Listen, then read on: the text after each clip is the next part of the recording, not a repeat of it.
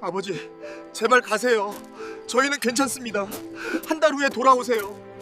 약속하세요. 아버지, 제발 가세요. 저희는 괜찮습니다. 1994년 10월, 북한 자강도의 한 산골 마을. 중풍으로 쓰러진 64세 노인이 두 아들 앞에서 눈물을 흘리고 있었습니다. 그는 43년 전 대한민국 국군 포병 소위였습니다. 625 전쟁 당시 중공군의 포로로 잡혀 13년간 아오지 탄광에서 지옥 같은 생활을 견뎌냈죠.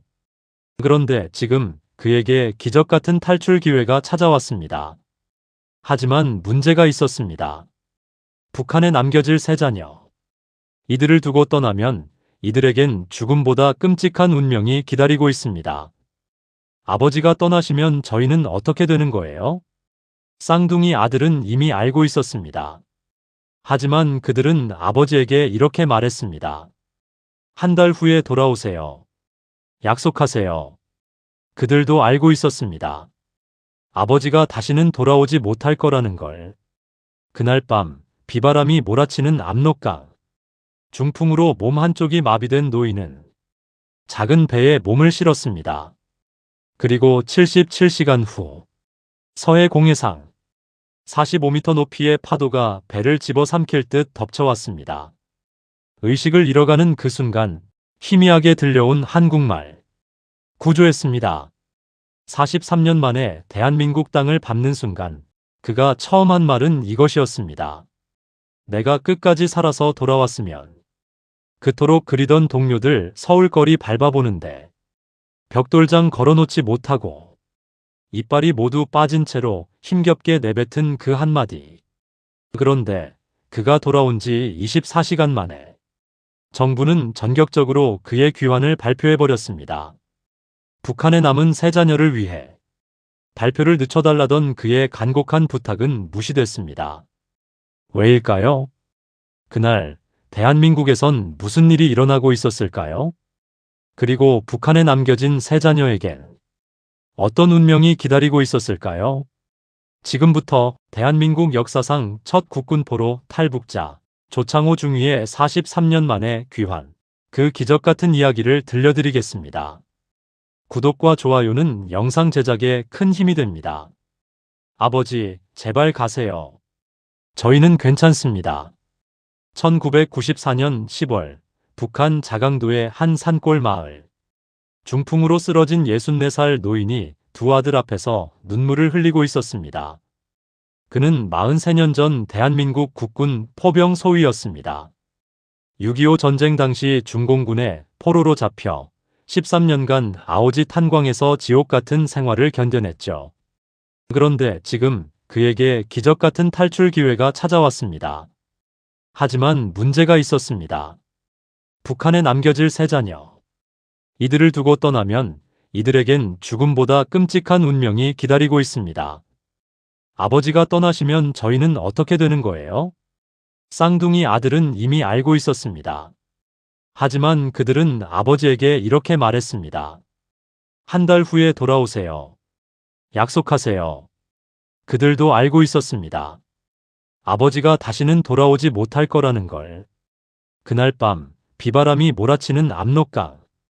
중풍으로 몸 한쪽이 마비된 노인은 작은 배에 몸을 실었습니다. 그리고 77시간 후 서해 공해상 4m에서 5m 높이의 파도가 배를 집어삼킬 듯 덮쳐왔습니다. 의식을 잃어가는 그 순간 희미하게 들려온 한국말. 구조했습니다. 43년 만에 대한민국 땅을 밟는 순간 그가 처음 한 말은 이것이었습니다. 내가 끝까지 살아서 돌아왔으면. 그토록 그리던 동료들 서울거리 밟아보는데 벽돌장 걸어놓지 못하고 이빨이 모두 빠진 채로 힘겹게 내뱉은 그 한마디. 그런데 그가 돌아온 지 24시간 만에 정부는 전격적으로 그의 귀환을 발표해버렸습니다. 북한에 남은 세 자녀를 위해 발표를 늦춰달라던 그의 간곡한 부탁은 무시됐습니다. 왜일까요? 그날 대한민국에선 무슨 일이 일어나고 있었을까요? 그리고 북한에 남겨진 세 자녀에겐 어떤 운명이 기다리고 있었을까요? 지금부터 대한민국 역사상 첫 국군포로 탈북자 김석진 중위의 43년 만에 귀환, 그 기적 같은 이야기를 들려드리겠습니다. 1930년 평양. 저는 그곳에서 태어났습니다.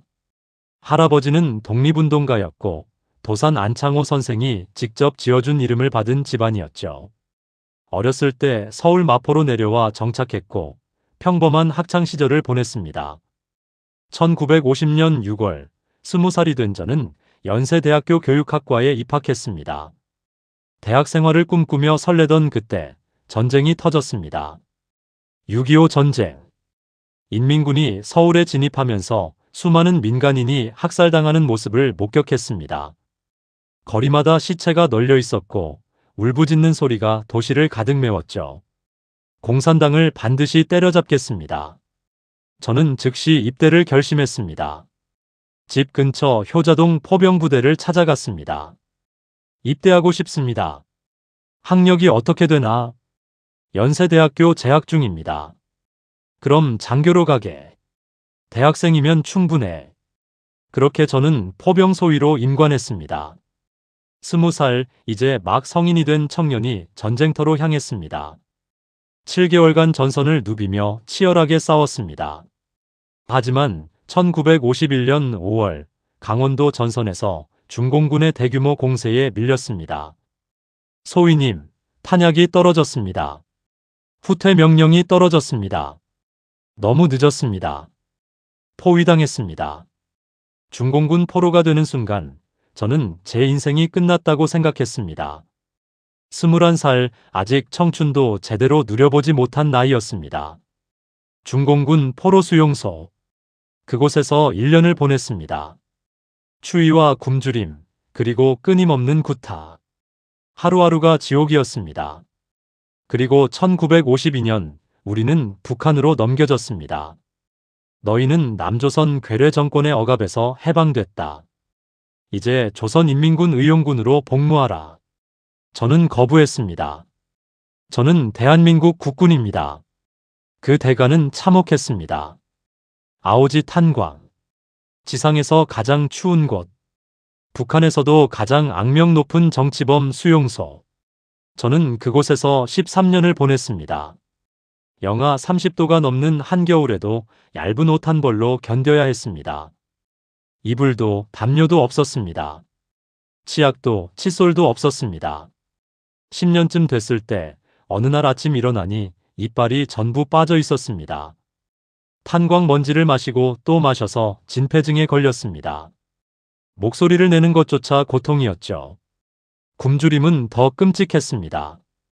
한 동료는 몰래 얻은 밀가루를 물도 타지 않고 그대로 삼켰다가 장이 막혀 죽었습니다.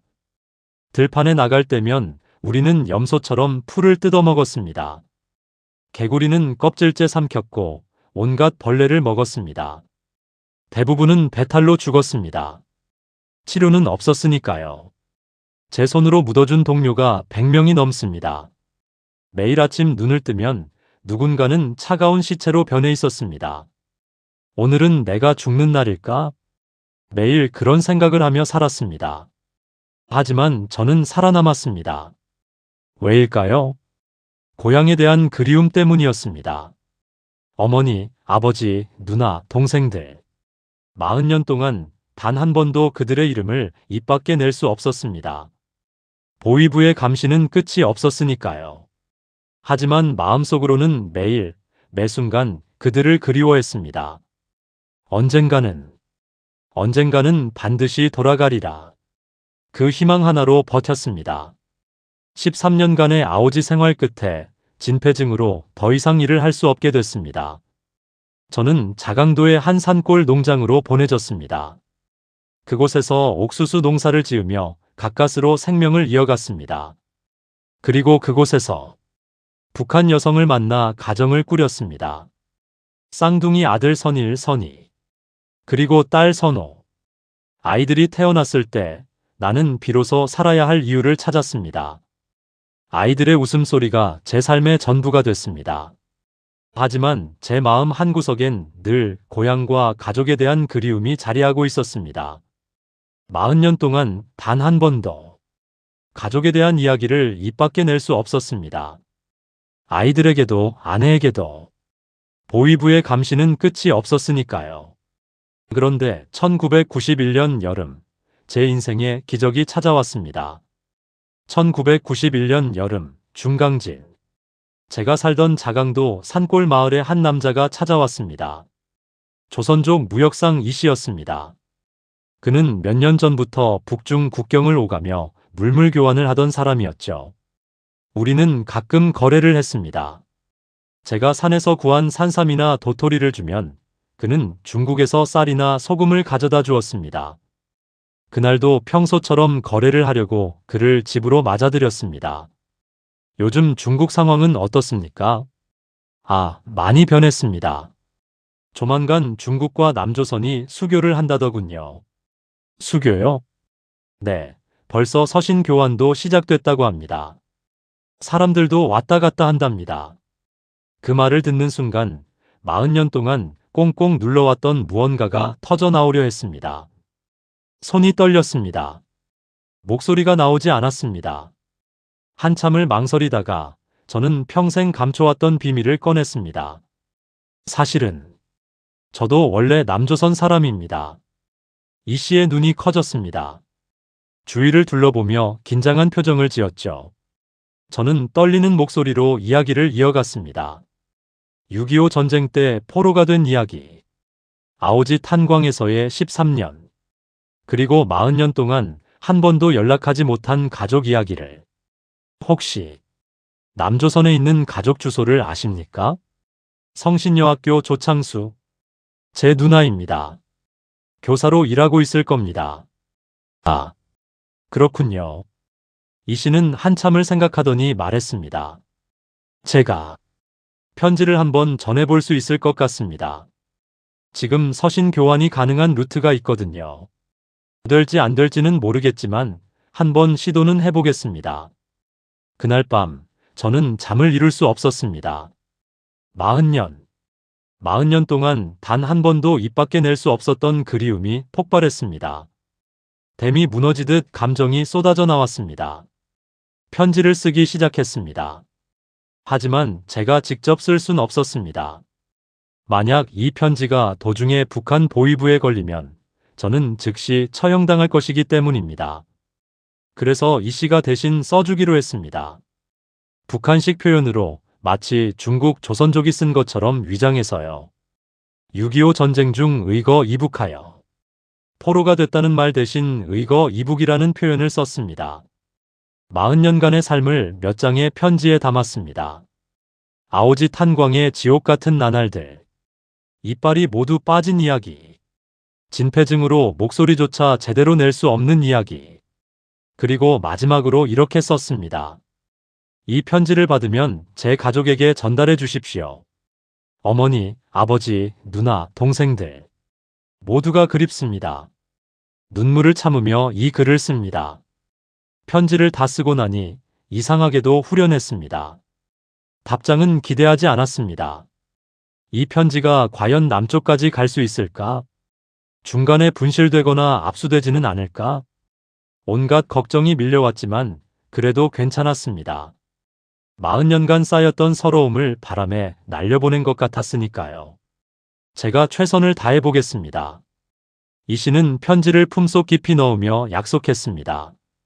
그리고 며칠 후 그는 압록강을 건너 중국으로 떠났습니다. 저는 그저 기다렸습니다. 기적 같은 일이 일어나기를 바라면서요. 1992년 서울 성신여자대학교. 그날은 평범한 날이었습니다. 우편물 담당 직원이 쌓여있는 편지들을 분류하고 있었죠. 그때 눈에 띄는 편지 하나가 있었습니다. 중국 우표가 붙어 있었습니다. 수교전이라 중국에서 오는 편지는 극히 드물었습니다. 편지 봉투도 이상했습니다. 수작업으로 종이를 접어 만든 것 같았죠. 받는 사람 주소는 이렇게 적혀 있었습니다. 서울시 성신여학교 조창숙. 직원은 컴퓨터로 조창숙이라는 이름을 검색했습니다. 학생 명단에도 교직원 명단에도 없었습니다. 반송하기도 애매했습니다. 발신자 주소가 명확하지 않았거든요. 결국 그 편지는 쓰레기통에 버려졌습니다.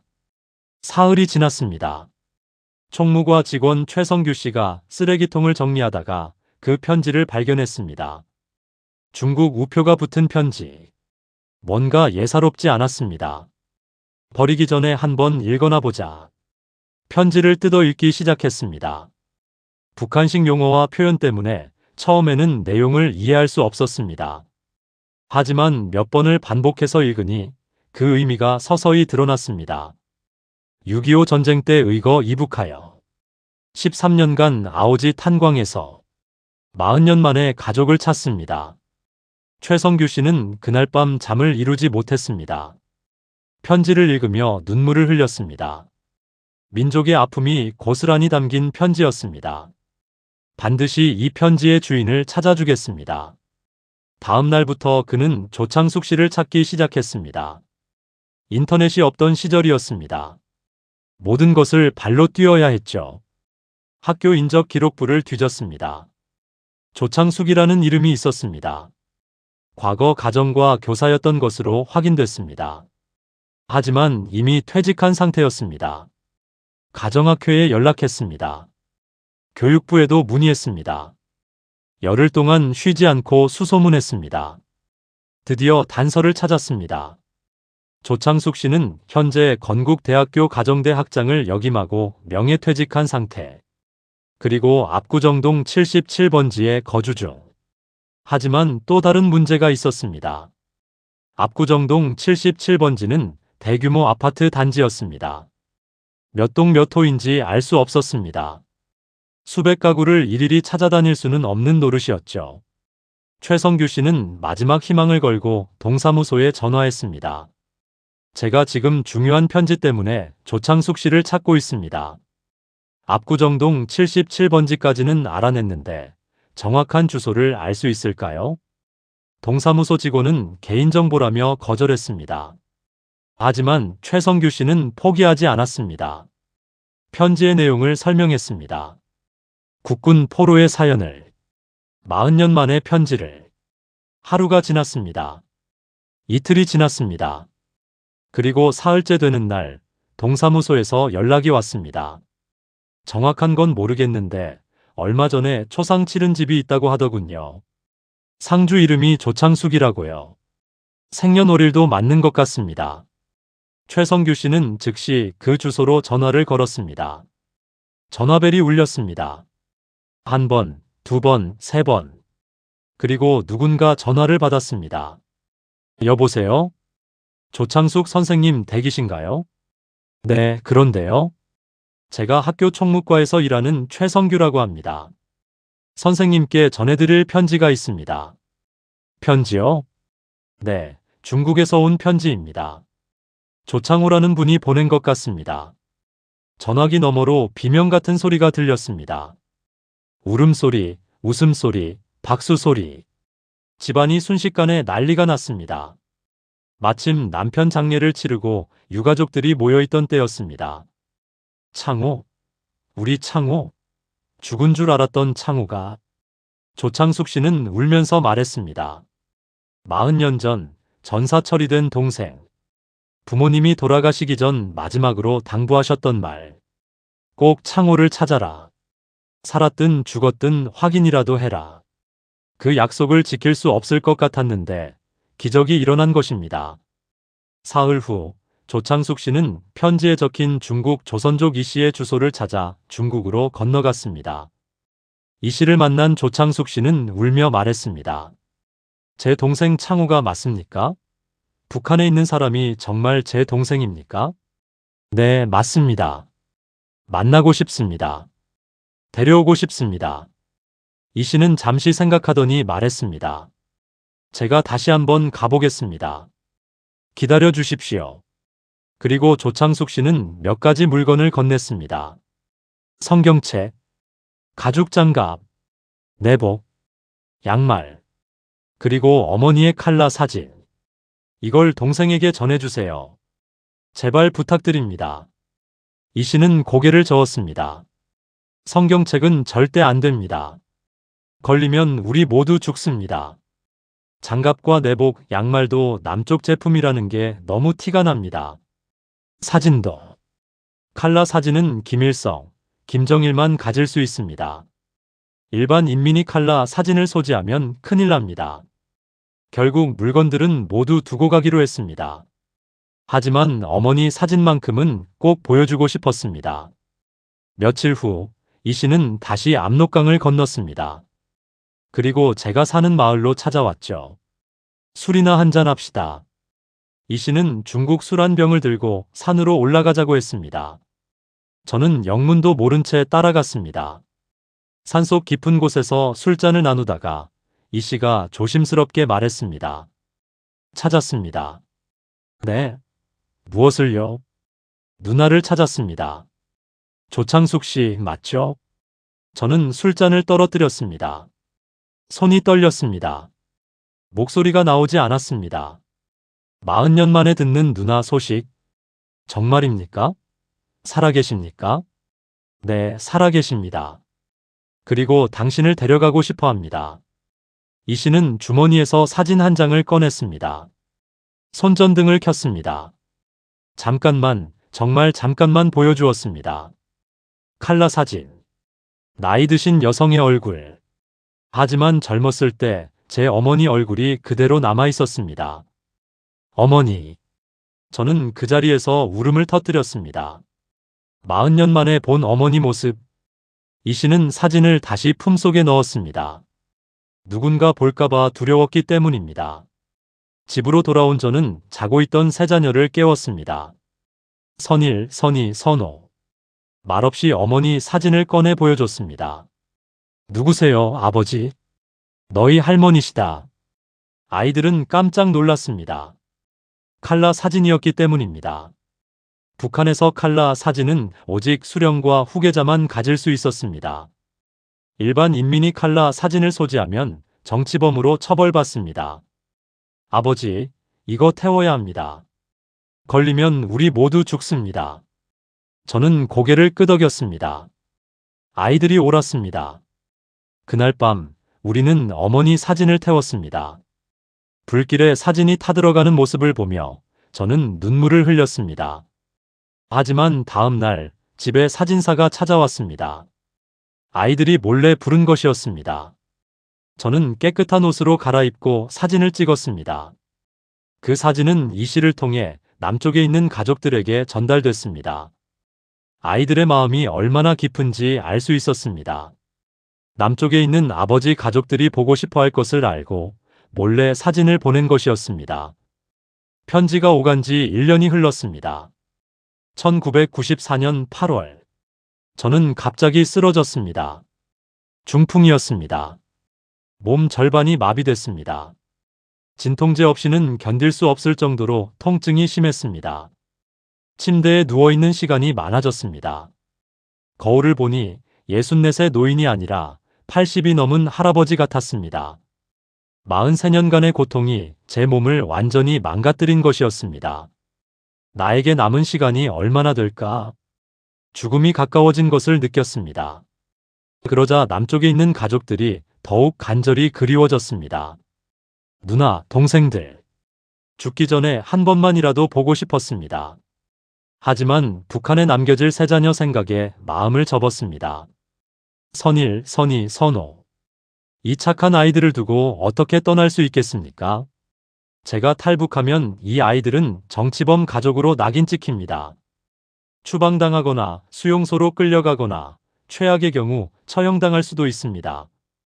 차라리 여기서 죽는 게 낫겠다. 그렇게 마음을 정하고 있었습니다. 그런데 어느 날 아이들이 제 곁으로 다가왔습니다. 선일과 선희, 두 아들이 무릎을 꿇고 앉았습니다. 아버지, 남쪽에 가고 싶으시죠? 저는 대답하지 못했습니다. 목이 메었습니다. 저희는 괜찮습니다. 아버지, 가세요. 무슨 소리냐? 내가 가면 너희는 어떻게 되는데? 저희는 잘 살 겁니다. 아버지가 돌아가셨다고 하면 됩니다. 신발을 강가에 놓고 실종됐다고 신고하면 됩니다. 아이들은 이미 다 계획을 세워놓았습니다. 제가 탈북한 사실을 숨기고 실종사고로 위장하겠다는 것이었죠. 아버지, 평생 고생만 하셨잖아요. 이제 편히 계세요. 우리 걱정은 하지 마세요. 딸 선호도 눈물을 흘리며 말했습니다. 저는 이미 결혼할 사람도 있어요. 오빠들도 곧 장가갈 거예요. 우리는 잘 살 테니까 아버지는 고향으로 가세요. 저는 아이들을 꼭 껴안았습니다. 이렇게 착한 아이들을 두고 어떻게 떠나겠습니까?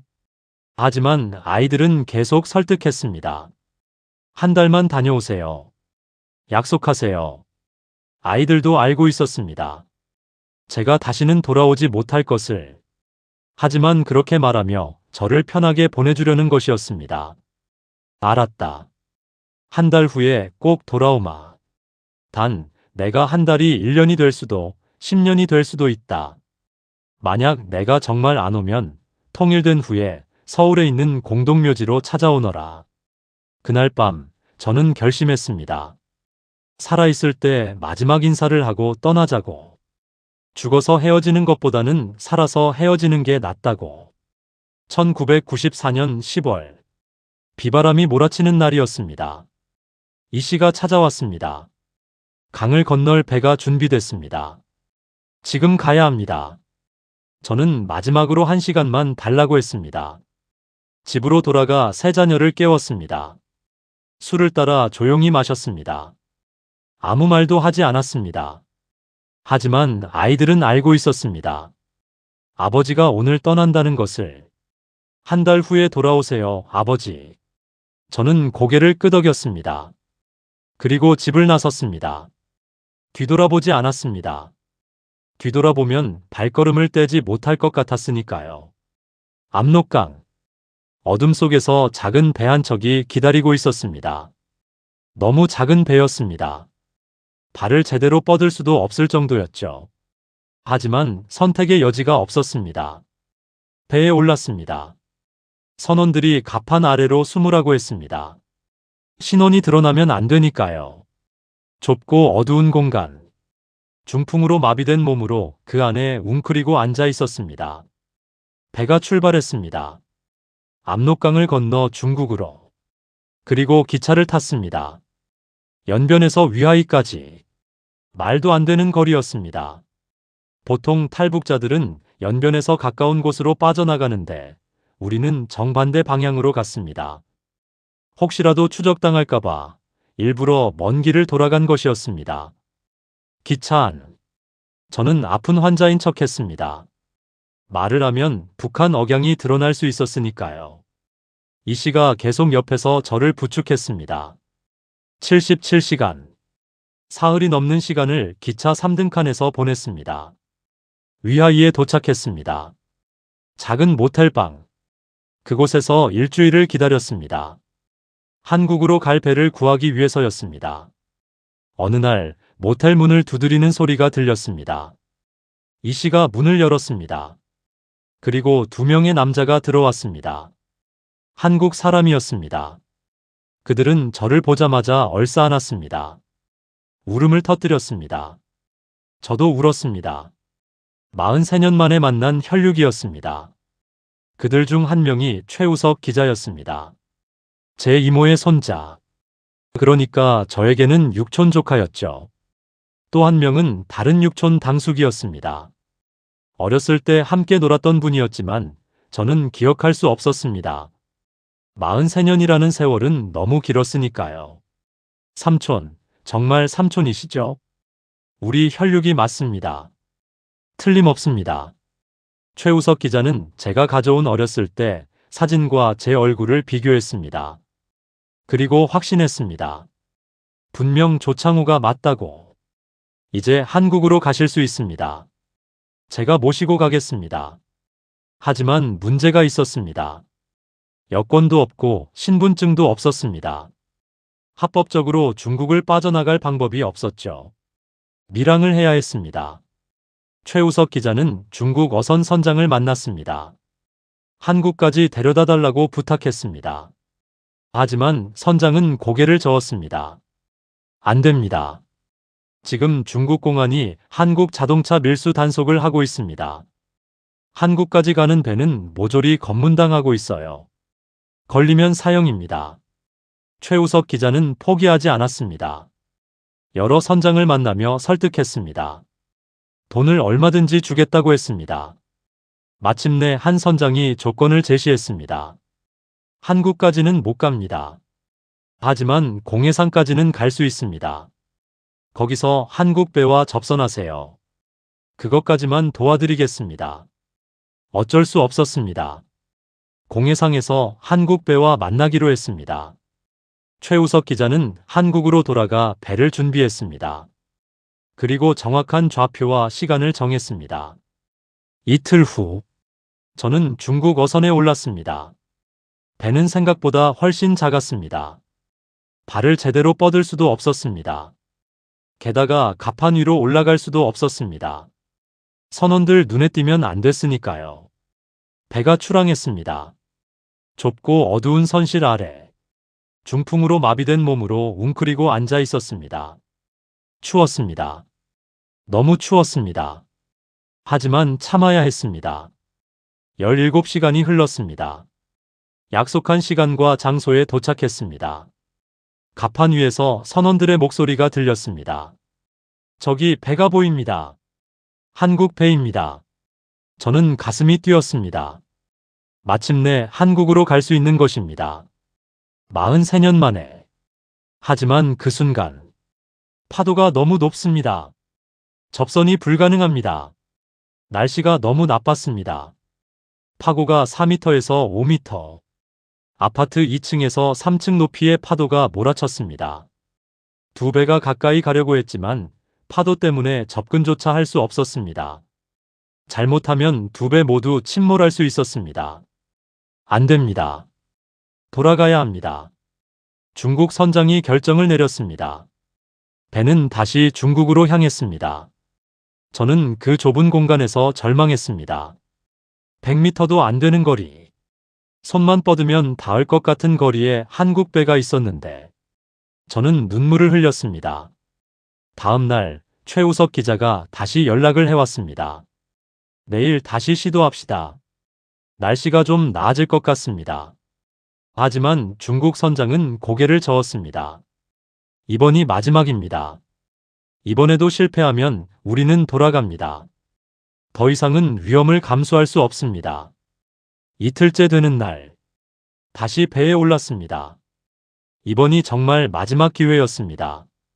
77시간. 사흘이 넘는 시간을 좁은 선실에서 보냈습니다. 중풍으로 마비된 몸.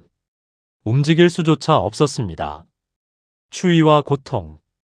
의식이 흐려지기 시작했습니다. 이대로 죽는 건 아닐까?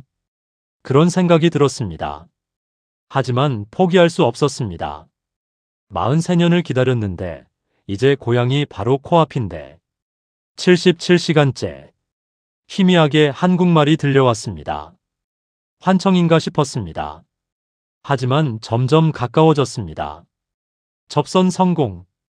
구조했습니다. 눈을 살짝 떴습니다. 한국 배가 보였습니다. 들것이 준비됐습니다. 선원들이 저를 조심스럽게 옮겼습니다.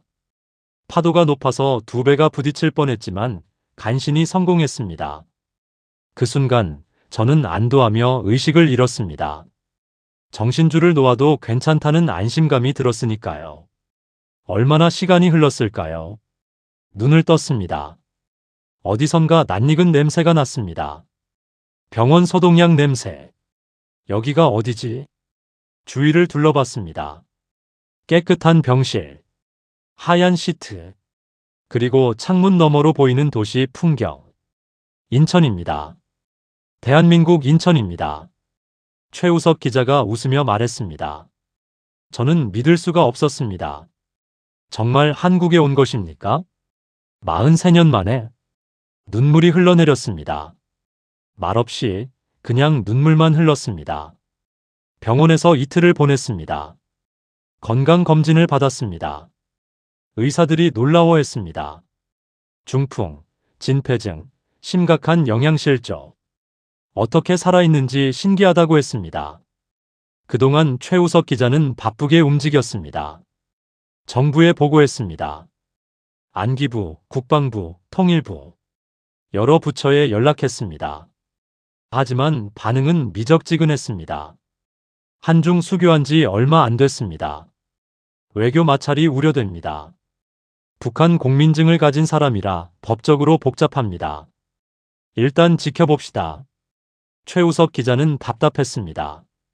국군 포로가 43년 만에 돌아왔는데 왜 이렇게 반응이 차가운 것일까요?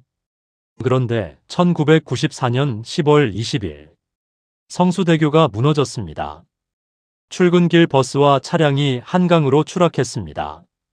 32명이 사망하고 17명이 부상당했습니다. 대한민국이 충격에 빠졌습니다. 김영삼 정부는 엄청난 비난에 직면했습니다. 안전불감증, 부실공사, 정부의 무능, 언론과 국민의 질타가 쏟아졌습니다. 바로 그 다음 날 안기부에서 연락이 왔습니다. 조창호 중위를 공식적으로 환영하겠습니다. 최우석 기자는 이상했습니다. 어제까지만 해도 미온적이었는데 갑자기 태도가 바뀐 것입니다. 삼촌, 정부에서 공식 환영식을 하겠답니다. 환영식이요? 그런 건 필요 없습니다. 저는 그냥 조용히. 안 됩니다. 국가 차원에서 하는 겁니다. 저는 걱정이 앞섰습니다. 북한에 남겨둔 세 자녀 때문이었습니다. 제발 발표를 늦춰주십시오. 북한에 있는 제 자녀들이 피할 시간을 주십시오. 하지만 정부는 들은 척도 하지 않았습니다. 24시간도 채 되지 않아 전격적으로 발표했습니다. 6.25 전쟁 국군 포로 43년 만에 귀환. 모든 신문 일면을 장식했습니다. 모든 방송이 특집으로 다뤘습니다. 저는 순식간에 전국적인 유명 인사가 됐습니다. 환영식이 열렸습니다. 퍼레이드가 펼쳐졌습니다. 군악대가 연주했습니다. 장성들이 저를 맞이했습니다. 기자들이 몰려들었습니다. 43년 만에 귀환. 감회가 어떠십니까? 북한 생활은 어땠습니까? 앞으로 계획은? 저는 멍하니 서 있었습니다. 이빨이 모두 빠진 입으로 힘겹게 말했습니다. 내가 끝까지 살아서 돌아왔으면. 그토록 그리던 동료들, 서울거리 밟아보는데 벽돌장 걸어놓지 못하고 국민묘지를 찾았습니다. 전사자 명단에서 제 이름을 찾았습니다. 조창호 중위. 손수 그 이름을 지웠습니다. 살아 돌아온 사람이니까요. 하지만 마음 한구석은 무거웠습니다. 제 손으로 묻어준 100여 명의 동료들. 그들은 아직도 북한 어딘가에 묻혀 있을 것입니다. 이름도 없이, 무덤도 없이. 미안합니다, 전우들. 나 혼자만 살아 돌아왔습니다. 당시 조선일보, 동아일보, 중앙일보 사설. 모두 같은 논조였습니다. 성수대교 참사로 떨어진 민심을 돌리기 위한 정치적 쇼가 아닌가. 국군 포로의 귀환은 환영할 일이지만 시기가 너무 교묘하다. 북한에 남겨진 가족의 안전은 고려했는가? 국민들도 의심의 눈초리를 보냈습니다. 기적 같은 귀환이 순수하게 기쁜 일만은 아니었습니다. 정치적 의도가 너무 노골적이었으니까요. 국방부는 제 이야기로 영화까지 만들었습니다. 알바트로스라는 제목으로. 이재수 감독이 연출하고 차인표, 이정재가 출연했습니다. 하지만 영화는 흥행에 실패했습니다. 관객들은 실망했습니다. 제 진짜 이야기는 훨씬 더 처절하고 슬펐는데 영화는 그저 영웅담으로만 포장했으니까요. 저는 군부대를 돌아다니며 강연을 했습니다. 병사들에게 제 이야기를 들려줬습니다. 아오지 탄광의 참상을, 국군 포로들의 고통을, 조국의 소중함을. 하지만 내심 괴로웠습니다. 북한에 남겨둔 세 자녀가 너무 걱정됐으니까요. 최우석 기자는 조선족 이 씨를 통해 소식을 알아보려 했습니다. 하지만 석 달 동안 아무 소식이 없었습니다. 그러다 6달째 되던 날 드디어 연락이 왔습니다. 낭림 지역으로 추방됐습니다. 낭림. 자강도의 가장 깊은 산골. 개발이 전혀 안 된 오지 중의 오지. 정치범이나 반역자 가족들을 추방하는 곳. 최우석 기자는 제게 그 소식을 전하기 망설였습니다. 하지만 알려야 했습니다. 삼촌, 아이들이 낭림으로 추방됐다고 합니다. 저는 주저앉았습니다. 예상했던 일이었지만 막상 듣고 나니 가슴이 무너졌습니다. 그래도 죽이지는 않았다는 거지. 네, 살아는 있습니다. 다행이다. 정말 다행이다. 저는 눈물을 흘렸습니다. 제가 살기 위해 아이들을 지옥으로 보낸 것입니다. 애들이 원래 잡초처럼 강한 아이들입니다. 거기서도 견뎌낼 겁니다. 반드시 살아남을 겁니다. 스스로를 다독였습니다. 하지만 밤마다 아이들 생각에 잠을 이룰 수 없었습니다. 선일, 선희, 선호. 한 달 후에 돌아온다던 아버지의 약속. 아이들은 아직도 기다리고 있을까요? 아니면 이미 아버지를 원망하고 있을까요? 그로부터 10년이 흘렀습니다. 2004년. 드디어 반가운 소식이 들렸습니다. 아이들이 원래 살던 곳으로 돌아왔습니다. 10년간의 유배 생활을 견뎌낸 것입니다. 저는 기뻤습니다. 이제 아이들을 데려올 방법을 찾아야 했습니다. 하지만 문제가 있었습니다. 그 10년 사이 탈북 브로커 시장이 크게 변했습니다. 사기꾼들이 난무했습니다. 수천만 원을 요구하면서 결과는 보장하지 않는 브로커들. 돈만 받고 사라지는 사기꾼들. 심지어 북한 보위부와 짜고 탈북자를 잡아들이는 악질들까지. 최우석 기자가 여러 브로커를 알아봤지만 믿을 만한 사람을 찾기 어려웠습니다. 삼촌, 섣불리 시도했다가 오히려 아이들이 더 위험해질 수 있습니다. 그럼 어떻게 해야 하나? 일단 지켜봅시다. 북한 상황이 조금 더 나아지기를 기다립시다. 저는 고개를 끄덕였습니다. 아이들의 안전이 최우선이었으니까요. 한편 저는 한국 생활에 적응해야 했습니다. 43년 만에 돌아온 고향. 모든 것이 낯설었습니다. 서울은 완전히 달라져 있었습니다. 마포에 있던 제 집은 아파트 단지로 변했습니다. 어렸을 때 뛰놀던 골목길은 사라지고 없었습니다. 고층 빌딩들이 하늘을 찌르고 있었습니다. 기술도 놀라웠습니다. 컴퓨터, 휴대전화, 인터넷. 1950년대에 살다가 2000년대로 순간이동한 느낌이었습니다. 사람들의 생활 방식도 달랐습니다. 북한에서는 배급을 받아 근근히 살았는데 여기서는 모든 게 풍족했습니다. 슈퍼마켓에 가면 먹을 것이 넘쳐났습니다. 처음 슈퍼에 갔을 때 저는 그 자리에서 울었습니다. 이렇게 많은 음식이 있다는 게 믿기지 않았으니까요. 탈북 직후 위하이의 한 한식당. 최우석 기자가 저를 데리고 갔습니다. 메뉴판을 보는 순간 눈물이 났습니다. 불고기, 갈비찜, 된장찌개, 김치찌개. 43년 만에 보는 한국 음식 이름들. 음식이 나왔습니다. 저는 그 자리에서 밥 3공기를 먹었습니다. 반찬도 개눈 감추듯 먹었습니다. 삼촌, 천천히 드세요. 내일도 있습니다. 내일은 없습니다. 먹을 수 있을 때 먹어야 합니다. 43년간 굶주림에 시달렸던 몸. 음식을 보면 본능적으로 먹어치워야 했습니다. 언제 다시 굶게 될지 모르니까요. 최우석 기자는 제가 과식할까봐 걱정했지만 저는 멀쩡했습니다. 오히려 살이 붓기 시작했습니다. 생존 본능이었습니다. 한국에 도착한 후 정부는 저에게 아파트를 제공했습니다. 서울 외곽의 작은 아파트였지만 제게는 궁전 같았습니다. 화장실에 변기가 있고 부엌에 가스레인지가 있고 거실에 텔레비전이 있었습니다. 처음 텔레비전을 켰을 때 저는 소파에서 일어나지 못했습니다. 채널을 돌릴 때마다 새로운 세상이 펼쳐졌습니다. 뉴스, 드라마, 예능 프로그램.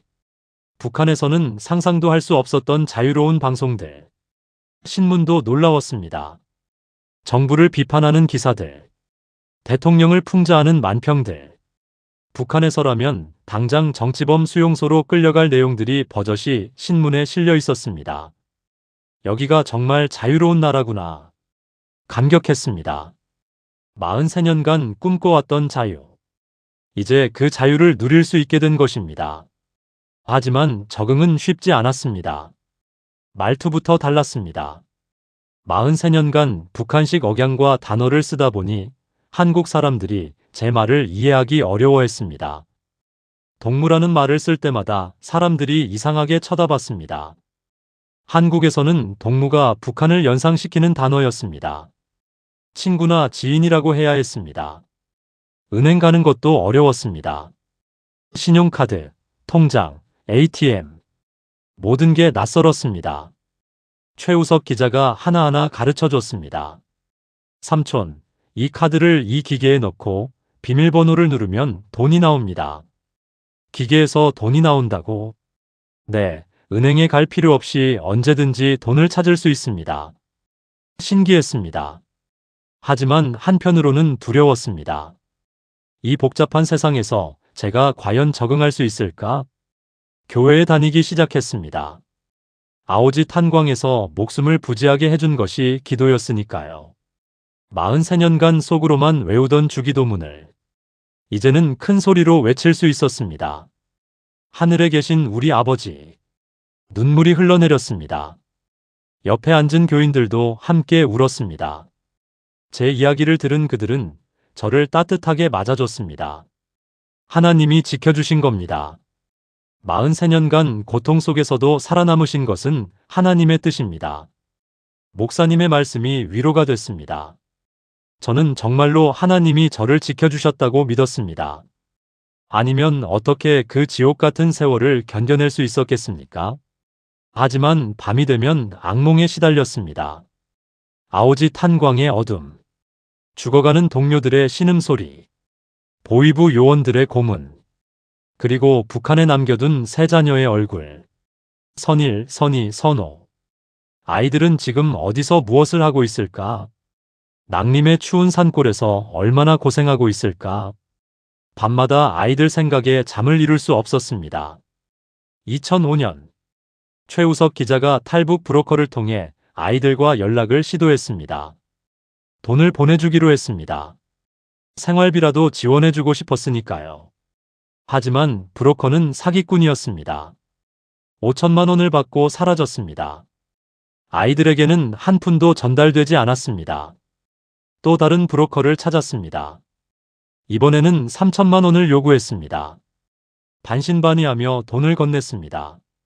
하지만 역시 사기였습니다. 최우석 기자는 분노했습니다. 이 나쁜 놈들, 사람의 절박함을 이용해 사기를 치다니. 하지만 어쩔 수 없었습니다. 북한과의 연락은 모든 게 불법이었습니다. 브로커를 통하는 수밖에 없었고 브로커들은 그걸 이용해 사기를 쳤습니다. 저는 낙담했습니다. 평생 모은 돈을 다 써도 아이들을 만날 수 없을 것 같았습니다. 차라리 제가 다시 북한으로 들어가서 아이들을 데리고 나올까요? 안 됩니다, 삼촌. 그러다가는 삼촌도 잡히고 아이들도 죽습니다. 최우석 기자가 만류했습니다. 하지만 저는 진지했습니다. 아이들을 두고 혼자만 편하게 살 수는 없었으니까요. 2007년 건강이 악화됐습니다. 진폐증이 심해져서 호흡하기조차 힘들었습니다. 병원에 입원했습니다. 의사는 고개를 저었습니다. 폐가 심하게 손상됐습니다. 석탄 먼지가 폐를 완전히 망가뜨렸어요. 앞으로 몇 년 살 수 있을지 저는 담담했습니다. 이미 예상했던 일이었으니까요. 아오지 탄광에서 일할 때부터 제 폐는 망가지고 있었습니다. 선생님, 제가 얼마나 더 살 수 있을까요? 정확히는 모르겠습니다. 하지만 오래 살기는 어려울 것 같습니다. 그렇다면 서둘러야 했습니다. 죽기 전에 아이들을 꼭 만나야 했습니다. 최우석 기자는 더욱 적극적으로 움직였습니다. 정부의 도움을 요청했습니다. 국정원, 통일부, 외교부. 하지만 답은 똑같았습니다. 북한 주민을 탈북시키는 것은 매우 위험한 일입니다. 정부 차원에서 지원하기 어렵습니다. 결국 개인이 알아서 해결해야 했습니다.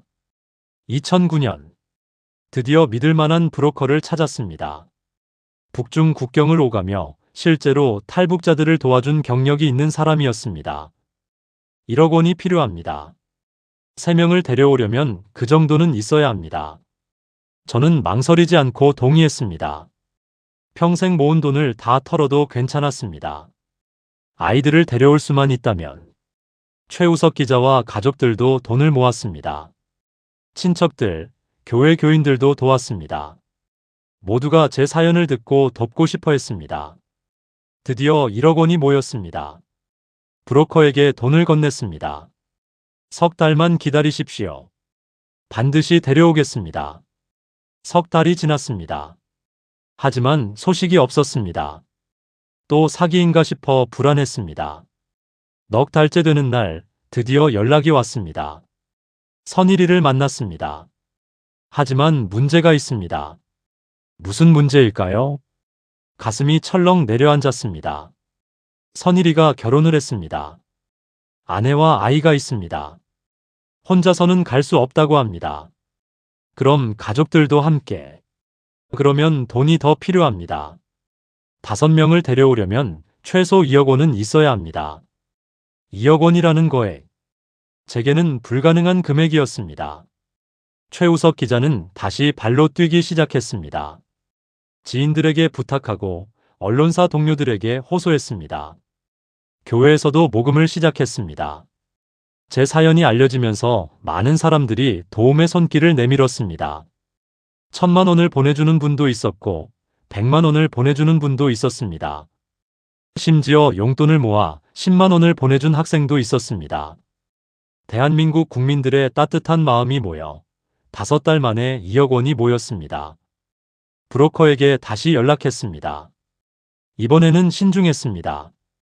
계약서를 작성하고 중간 보고를 요구했습니다. 브로커도 성실하게 보고했습니다. 일주일에 한 번씩 진행 상황을 알려왔습니다.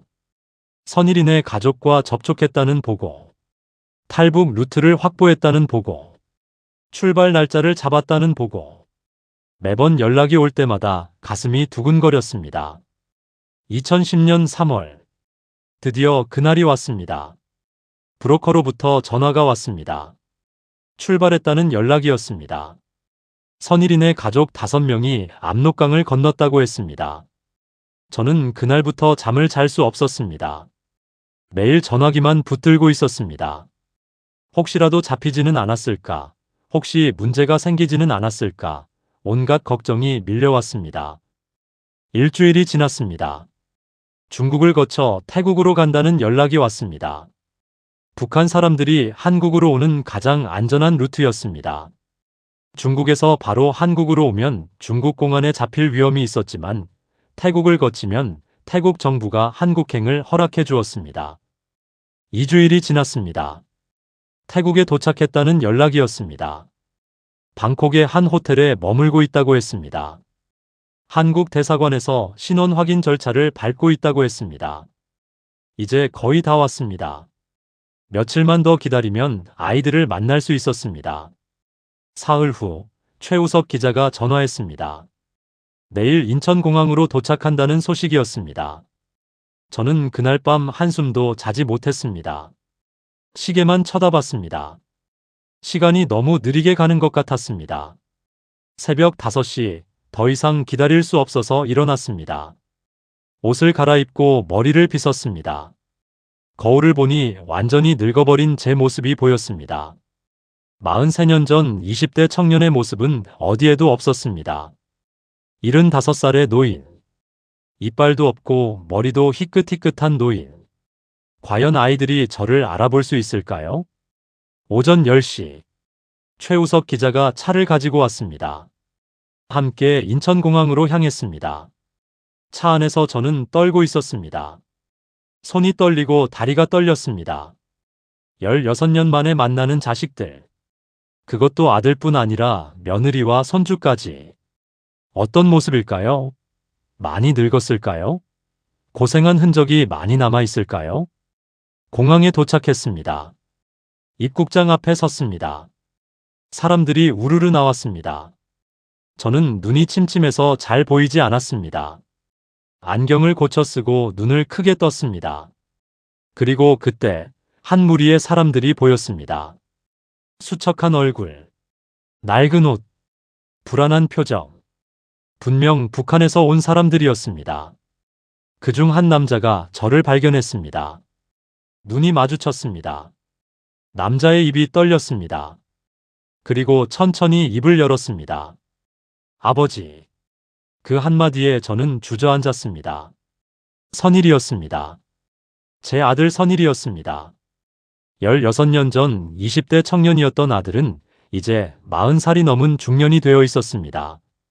얼굴에는 주름이 가득했고 머리카락도 많이 빠져 있었습니다. 선일이가 달려왔습니다. 저를 꼭 껴안았습니다. 두 사람 모두 울었습니다. 말이 나오지 않았습니다. 그저 서로를 꼭 안고 울기만 했습니다. 옆에서 여자가 울고 있었습니다. 며느리였습니다. 처음 보는 얼굴이었지만 반가웠습니다. 그리고 아이 둘이 무서운 듯 뒤에 숨어 있었습니다. 손주들이었습니다. 한 명은 10살쯤 되어 보였고 한 명은 6살쯤 되어 보였습니다. 저는 손주들에게 손을 내밀었습니다. 하지만 아이들은 무서워하며 뒤로 물러섰습니다. 당연했습니다. 처음 보는 할아버지였으니까요. 게다가 이빨도 없고 말도 어눌한 할아버지가 무섭게 보였을 것입니다. 선일이가 아이들을 달랬습니다. 괜찮아, 할아버지야. 우리 할아버지시다. 아이들은 조심스럽게 다가왔습니다. 저는 아이들을 꼭 안았습니다. 손주들. 제 핏줄. 대한민국 땅에서 만난 손주들. 얼마나 감격스러웠는지 모릅니다. 공항을 나와 차에 탔습니다. 서울로 가는 길. 선일이는 차창 밖을 멍하니 쳐다봤습니다. 고층 빌딩, 깨끗한 도로, 수많은 자동차들. 북한에서는 상상도 할 수 없었던 풍경이었습니다. 한 번도 이렇게 많은 차를 본 적이 없다고 했습니다. 북한에서는 평양에만 차가 좀 다니고 다른 지역에서는 거의 볼 수 없었다고 했습니다. 집에 도착했습니다. 아파트 단지. 선일이네 가족은 놀란 표정이었습니다. 이렇게 많은 사람들이 어떻게 한 건물에 사냐고 물었습니다. 제가 사는 아파트는 15층짜리 건물이었습니다. 선일이는 엘리베이터를 타는 것도 무서워했습니다. 북한에서는 엘리베이터를 타본 적이 없었다고 했습니다. 집 안으로 들어갔습니다. 선일이네 가족은 신발을 벗고 조심스럽게 들어왔습니다. 화장실을 보고 놀랐습니다. 변기가 있고 샤워 시설이 있고 세면대가 있었습니다. 북한에서는 변기가 없었다고 했습니다. 재래식 화장실만 있었고 샤워는 겨울에는 거의 하지 못했다고 했습니다. 부엌을 보고 또 놀랐습니다. 냉장고가 있고 가스레인지가 있고 전자레인지가 있었습니다. 며느리는 냉장고를 열어보고는 입을 다물지 못했습니다.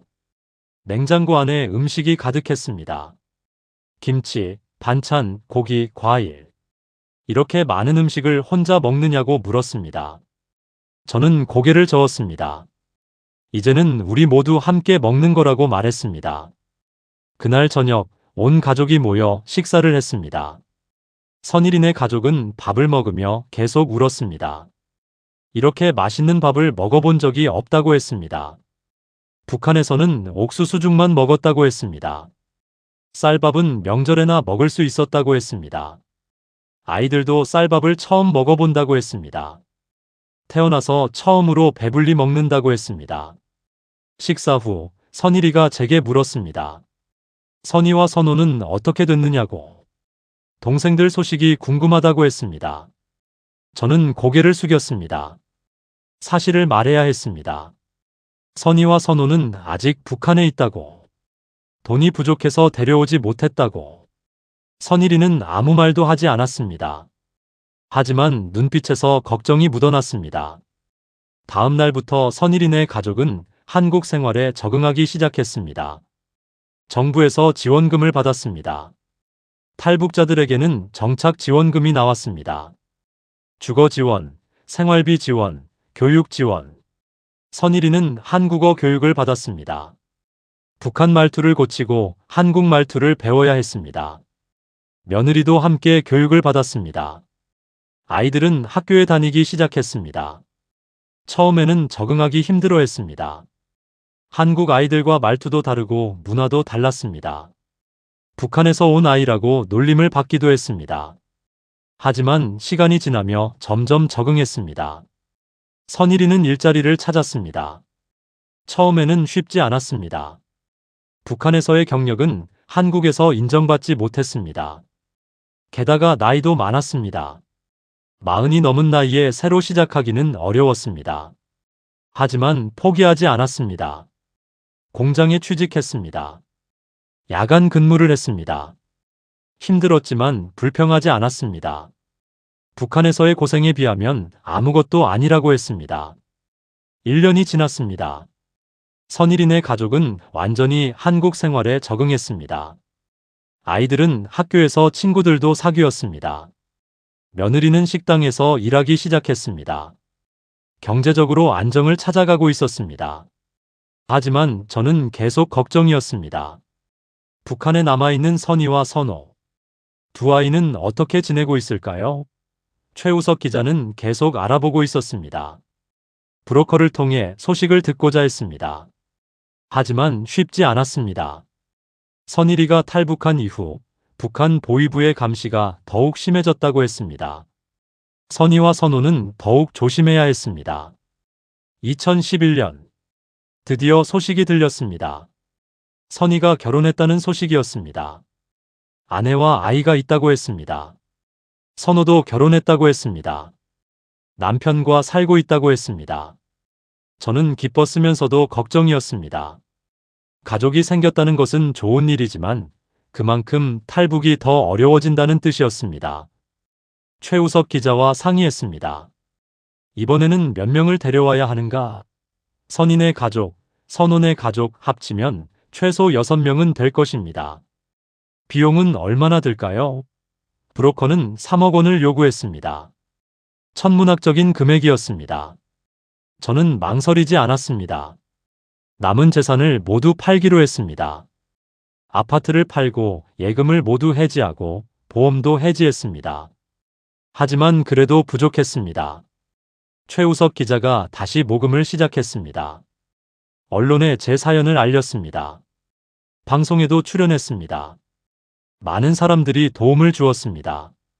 1년이 걸려 3억 원을 모았습니다. 2012년 5월 다시 탈북이 시작됐습니다.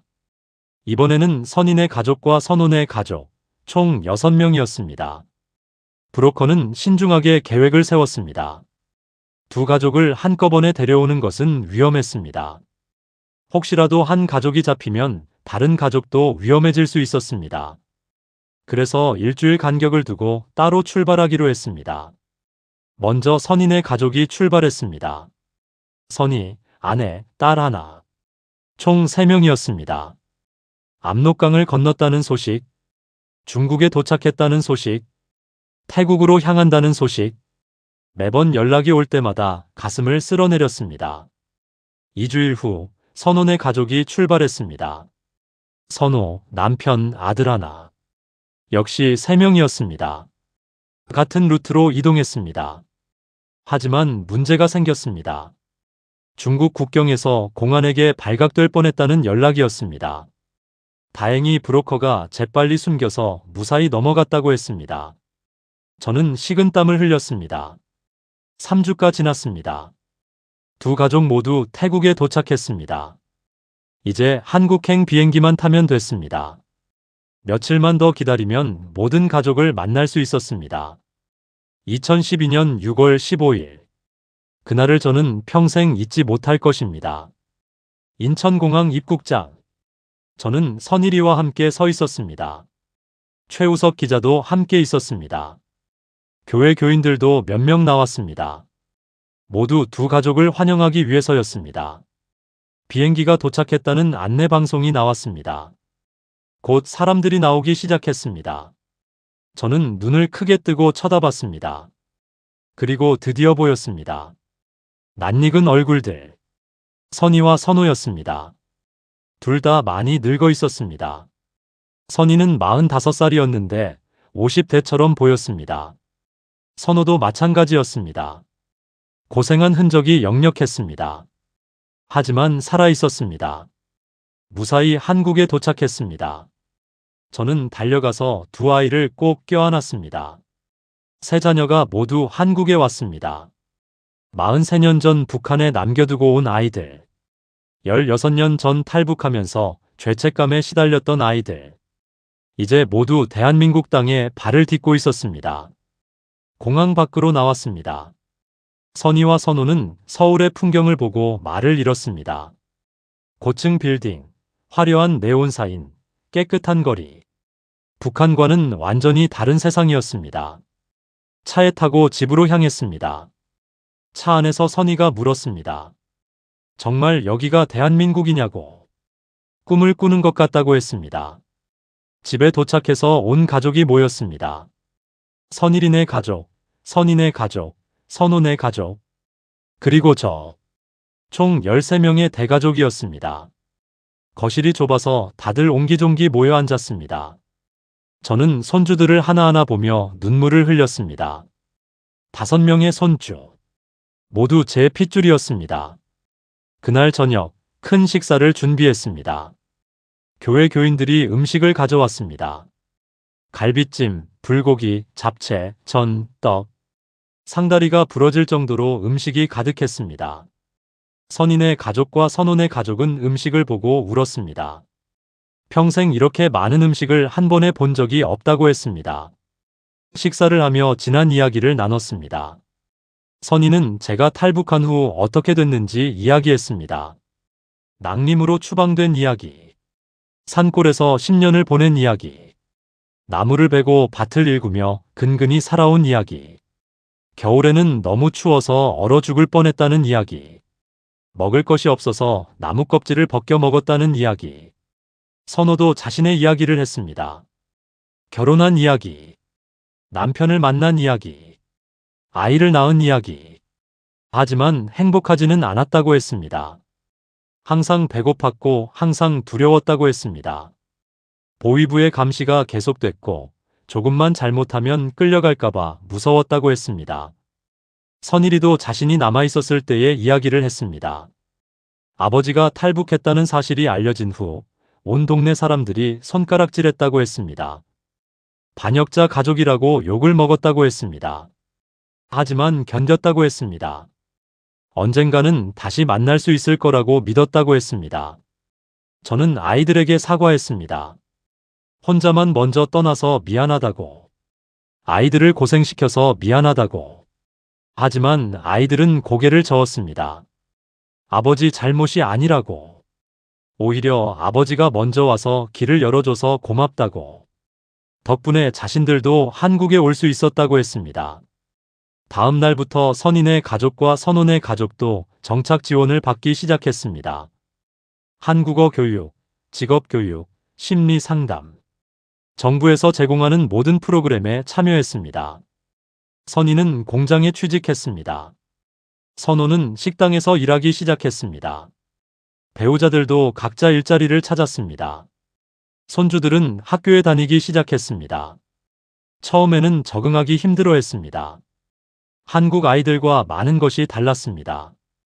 북한에서는 학교에서 김일성과 김정일을 찬양하는 교육을 받았습니다.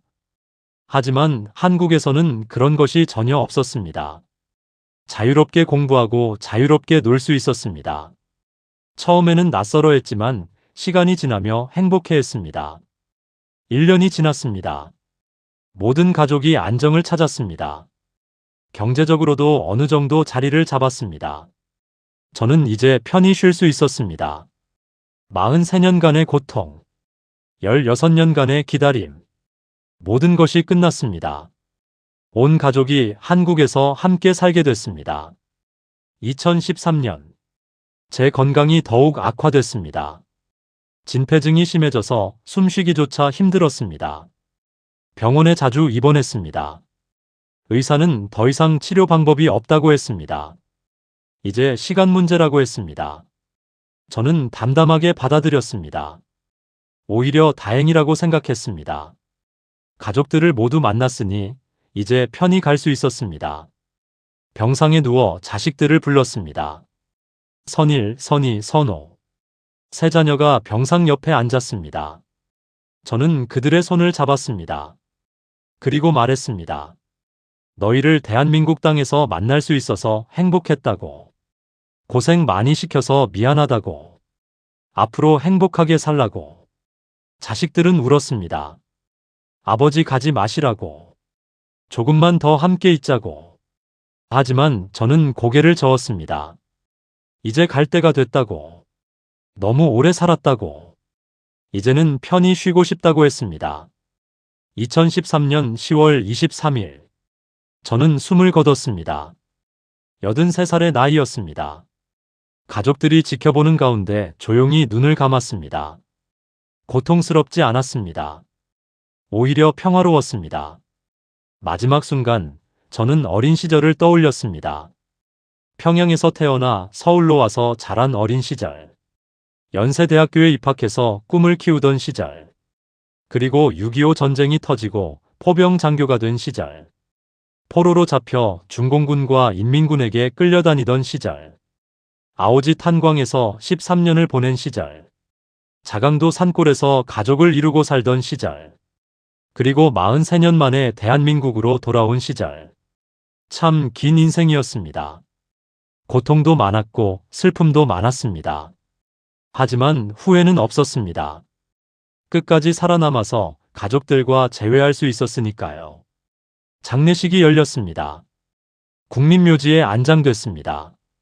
국군 포로 출신으로는 처음으로 국민묘지에 묻히는 영예를 얻었습니다. 군 관계자들이 참석했습니다. 정부 관계자들도 왔습니다. 언론도 취재를 나왔습니다. 하지만 가장 중요한 사람들은 바로 제 가족들이었습니다. 세 자녀와 5 손주. 그들이 제 관 앞에서 울고 있었습니다. 저는 그들을 위해 싸웠습니다.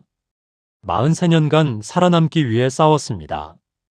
그리고 마침내 승리했습니다. 묘비에는 이렇게 적혔습니다. 조창호 중위. 6.25 전쟁 참전 용사. 43년 만에 귀환한 국군 포로. 그 아래에는 작은 글씨로 이렇게 새겨졌습니다.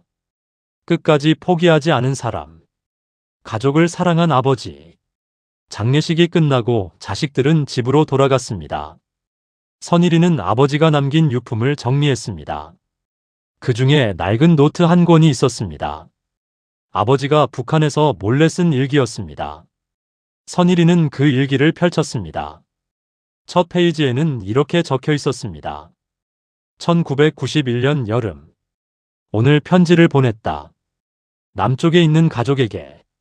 닿을지 안 닿을지 모르겠다. 하지만 희망을 버릴 수는 없다. 언젠가는 다시 만날 수 있을 것이다. 그날을 위해 나는 살아야 한다. 선일이는 눈물을 흘렸습니다. 아버지의 간절한 마음이 느껴졌습니다.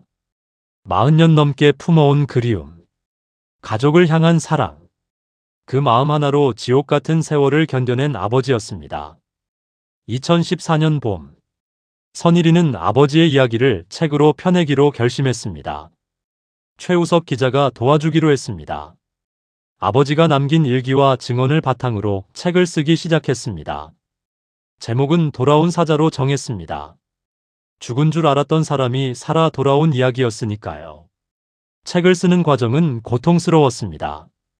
아버지가 겪은 고통을 하나하나 되새기는 일이었습니다. 아오지 탄광의 참상. 이빨이 모두 빠진 이야기. 진폐증으로 목소리를 잃은 이야기. 동료들이 하나둘 죽어가는 것을 지켜봐야 했던 이야기. 그 모든 것을 글로 옮기는 것은 쉽지 않았습니다. 하지만 선일이는 포기하지 않았습니다. 아버지의 이야기는 반드시 세상에 알려져야 한다고 생각했습니다. 아직도 북한에는 수많은 국군 포로들이 남아 있습니다. 그들의 존재를 잊지 말아야 한다고 생각했습니다. 1년이 걸려 책이 완성됐습니다. 2015년 6월에 출판됐습니다. 책은 큰 반향을 일으켰습니다. 많은 사람들이 읽었습니다. 서점 베스트셀러에 올랐습니다. 언론에서도 대대적으로 다뤘습니다. 독자들의 반응은 뜨거웠습니다. 울면서 읽었다는 사람들이 많았습니다. 국군 포로 문제에 대해 처음 알게 됐다는 사람들도 많았습니다. 정부는 무엇을 하고 있느냐는 비판도 쏟아졌습니다. 국방부는 부랴부랴 국군 포로 문제를 다시 검토하기 시작했습니다. 북한에 남아있는 국군 포로가 몇 명이나 되는지 조사했습니다. 공식 통계로는 8만 3천여 명의 국군이 포로가 됐거나 실종됐습니다. 그중 8천여 명만 포로 교환으로 돌아왔습니다. 나머지 7만 5천여 명은 어디로 갔을까요? 북한은 모두 자발적으로 북한에 남기를 원했다고 주장했습니다. 하지만 거짓말이었습니다. 조창호 중위처럼 강제로 의용군에 편입되고 탄광과 수용소로 끌려간 사람들이 대부분이었습니다.